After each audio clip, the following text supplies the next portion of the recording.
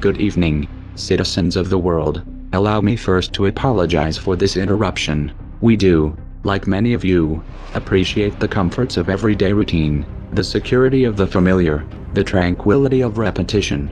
We enjoy them as much as any bloke, but in the spirit of commemoration, thereby those important events of the past usually associated with someone's death or the end of some awful bloody struggle, a celebration of a nice holiday, we thought we could mark this November the 5th, a day that is sadly no longer remembered, by taking some time out of our daily lives to sit down and have a little chat. There are of course those who do not want us to speak.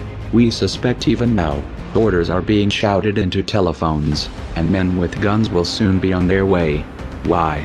Because while the truncheon may be used in lieu of conversation, words will always retain their power.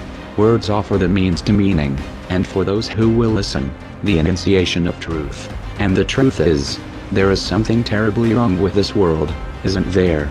Cruelty and injustice, intolerance and oppression, and where once you had the freedom to object, to think and speak as you saw fit, you now have censors and systems of surveillance coercing your conformity and soliciting your submission. How did this happen? Who's to blame? Well, certainly there are those more responsible than others, and they will be held accountable. But again, truth be told, if you're looking for the guilty, you need only look into a mirror. We know why you did it. We know you were afraid. Who wouldn't be? War, terror, disease. There were a myriad of problems which conspired to corrupt your reason and rob you of your common sense. Fear got the best of you, and in your panic you turned to the governments and world leaders. They promised you order. They promised you peace, and all they demanded in return was your silent, obedient consent. This 5th of November we seek to end that silence, to remind this world of what it has forgotten.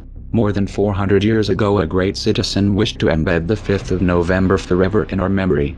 His hope was to remind the world that fairness, justice, and freedom are more than words, they are perspectives. So if you've seen nothing, if the crimes of this government remain unknown to you, then we would suggest you allow the 5th of November to pass unmarked.